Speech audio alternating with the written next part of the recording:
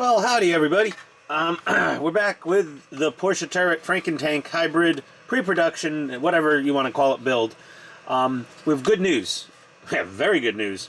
I got in touch with a well-known RC tank engineer, and apparently he's done a few of these before. Generally, people send him the tank or whatever, but I like to do at least some of it DIY, and he actually designed a 3D printed, trunnion adapter for this very solution. It has to be slightly tweaked, depending on what you're building with. But I ordered the Shumo Kit's one-piece early type barrel, and it still needs a breech extension made for it. He can machine that or do it on the lathe.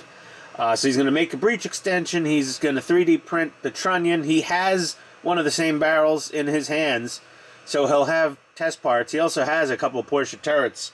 Oh, you all want to know who he is? No, we're not going to give him up just yet. Yeah, so that could take a couple weeks. My barrel could take a couple weeks to get here. So we're just going to leave the turtle, and we're going to pretend that this isn't in the manual yet. And we're just going to get back to our lower chassis and the idiot that put all the wheels on it already. So we're gonna pull all of this running gear off. Okay, all of this is gonna go bye-bye for a while. We're gonna paint primer this thing, and we will then, well, we can actually start painting the upper hull, because this upper hull's got all it needs on it for its paint to go on. So, ooh, exciting! All right, yeah, not a lot of craziness so far yet. I haven't thought of anything. But we'll be right back. Luke, I am your father. No. You gotta mask up, people. Wear the mask. They're doing this stuff, which is stinky and not good for you. The wheels, you just basically have the can handy, give them a spin. That's it. That's it. That's all she needs. The metal primer is most important right on the, God, I can't breathe in this thing. Oh, it stinks. Put it back on. It's important on this service. Okay, I gotta go. I sound ridiculous. Okay, we've got all our stowage cut off of the parts trees, runners, sprues, whatever. I don't even know what to say anymore. And we're ready to start our NATO BLACK base coat. Okay, so as usual, XF69. Yeah, come on. Get your minds out of your pants. This has been thinned as per the instructions on Andy's hobby headquarters.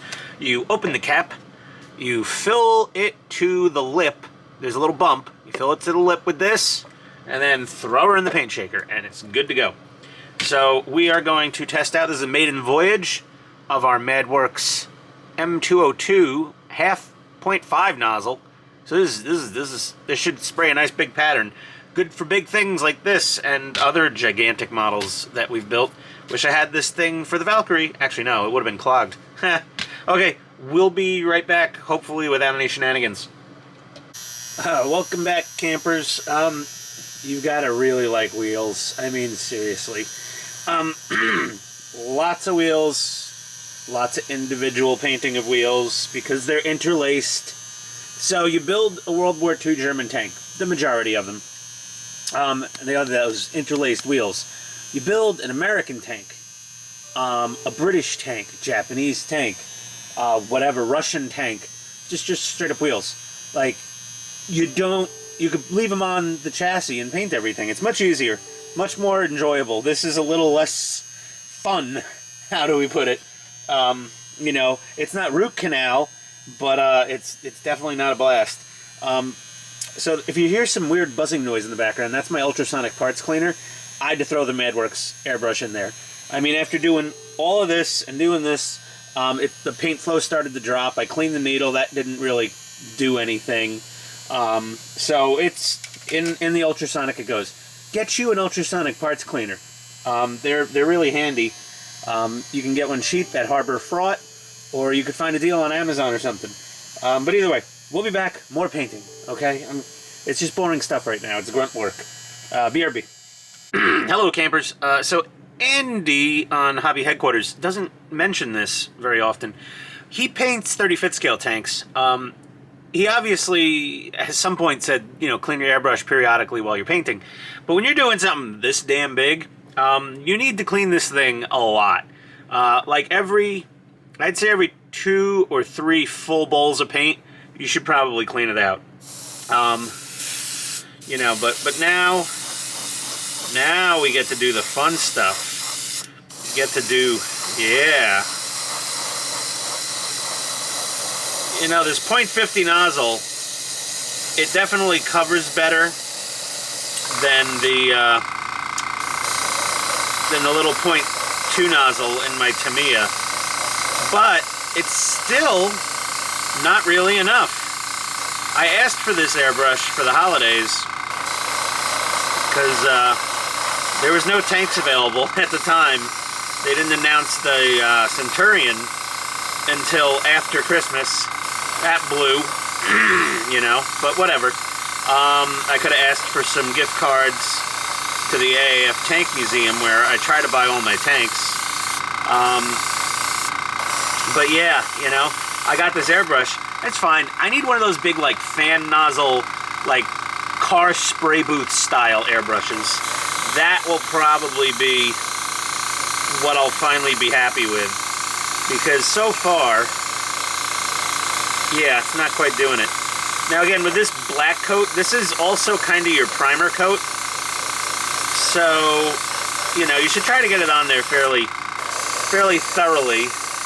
But if it's a little splotchy, it's not the end of the world. We're going over this with a highlight coat and then our color. So either way, I'm gonna get back to this. You don't want to watch me airbrush all this crap. Lots more painting to do. I'll be back. Okay, that was weird. Almost 2 whole large 23 milliliter jars of this is gone already, and we haven't even started the turret. So we masked off our little headlight, and then I tested the wires with a little 3-volt battery and looked for light seepage, and I found a little, and I just hit it with a little more NATO BLACK in it. It knocked her out. So she's coated. Okay, we did a little underneath just to be thorough. Let's put that to the side like a cooking show. And then this thing, you know, this has got its coating. Again, doesn't have to be super duper solid. It's a bottom, you know, and underneath. You're not going to, this side skirts are on this thing, so you're not going to see a lot of that. We got our little sprockety doohickeys. Those are painted up. We got our variety of road wheels done in the black, and we got, you know, our little bits and pieces of stowage, all done and drying on these little guys that I learned about from Tamiya people. Not Tamiya people, the Bandai Gundam people. That's where I learned about those. So we're done for now. I'm exhausted. This thing's big. There's a lot of it. A lot of parts to paint. It's pretty massive. When we come back next time, we're going to be doing a highlight coat and then get some color on this beast. At least, you know, the hull and chassis and wheels and stuff. And maybe we'll have some barrel action going on and trunnion stuff to get the turret going. Either way, I hope everyone enjoys, and we'll be back next time. Adios, amigos.